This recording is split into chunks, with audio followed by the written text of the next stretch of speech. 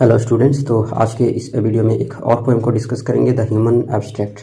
William Blake के द्वारा लिखा गया ये पोएम है दोस्तों। ये जो पोएम है एक गहरी है ना, गहरी दार्शनिक जो है कविता है, ठीक है। जो सॉन्ग्स ऑफ एक्सपीरियंस जो 1794 में जो है ये कलेक्शन नाम का ये है वर्क है, तो उसमें इसको शामिल किया गया, ठीक है।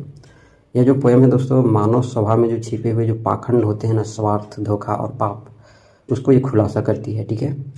आज समझ में आया। चलिए हम लोग इसको लाइन बाय लाइन समझते हैं तो और अच्छे से समझ में आएगा। तो स्टेंजा की पहली line, pity would be no more. अगर दुनिया में गरीबी न हो तो दया की कोई ज़रूरत नहीं होती। पीटी वुड बी नो मोर, कि अगर दुनिया में गरीबी न हो तो दया की कोई ज़रूरत नहीं होती। If we did not make somebody poor, लेकिन इंसान खुद दूसरों को गरीब बनाता है ताकि वह दया कर सके। बात तो सही है कि if we did not make somebody poor, लेकिन इंसान खुद को क्या करता है, दूसरों को गरीब बनाता है। अब गरीब इसलिए बनाता है ताकि वह दया दिखा सके। And mercy no more could be, और दया भाव का कोई मतलब नहीं रह जाता, ठीक है।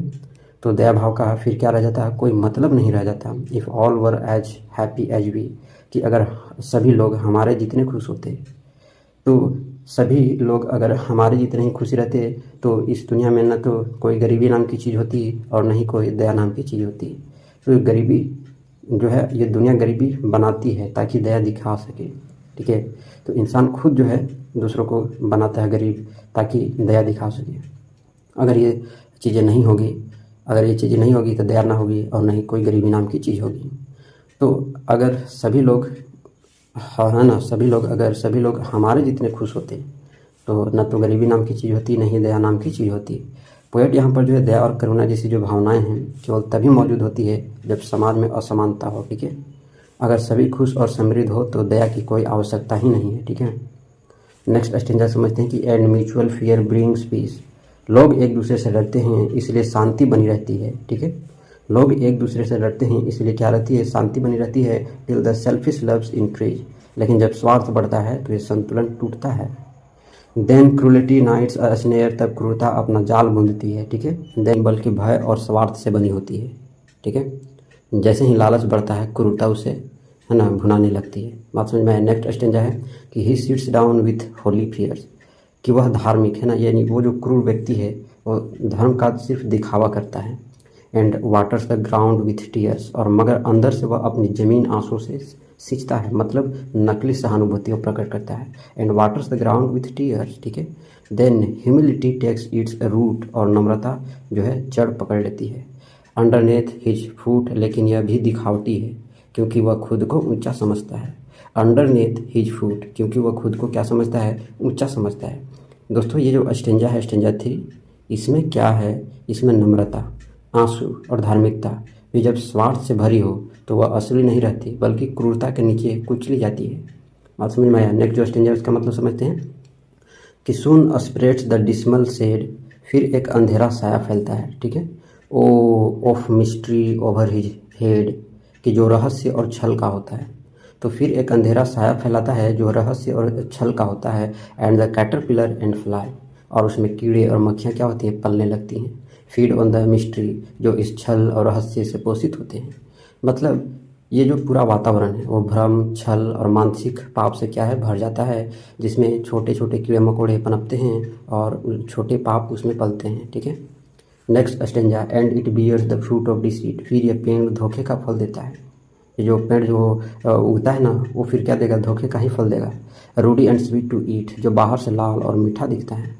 And the raven his nest has made, और काला कौवा है ना, यहाँ पर काला कौवा यहाँ रावण का प्रतीक है, ठीक है ना। इसमें अपना घर बना लेता है, ठीक है। तो काला कौवा इसमें क्या करता है, अपना घर बना लेता है इन इट्स थिकेस्ट शेड, उस सबसे घने अंधेरे हिस्से में, ठीक है। मतलब यहाँ पर ये स्टेंजा क्या कहना चाहती है, तो धोखा जो इसमें आकर्षण लगता है, अट्रैक्टिव लग सकता है, लेकिन वह पाप और अंधकार को जन्म देता है। अब यहाँ पर जो क्रो होता है, यहाँ पर रावण का जो यूज़ किया गया है ना, वहाँ पर ये काला कौवा एक तरह से ना नेगेटिव सेंस। तो यहाँ पर कौवा जो है मृत्यु और दुर्भाग्य का प्रतीक है, ठीक है। नेक्स्ट स्टेंजा जो है कि the gods of the earth and sea, धरती और समुद्र के देवता sought through nature to find this tree, इस रहस्यमय पेड़ को ढूंढते रहे प्रकृति में। But their search was all in vain, पर उन्हें कहीं यह नहीं मिला। There grows one in the human brain, क्योंकि ये पेड़ मानव मस्तिष्क में उगता है। ठीक है, तो ये कहाँ से मिलेगा? क्योंकि ये जो पेड़ जो है ये मानव के मस्तिष्क में उगता है, इसलिए ये नहीं मिलता है।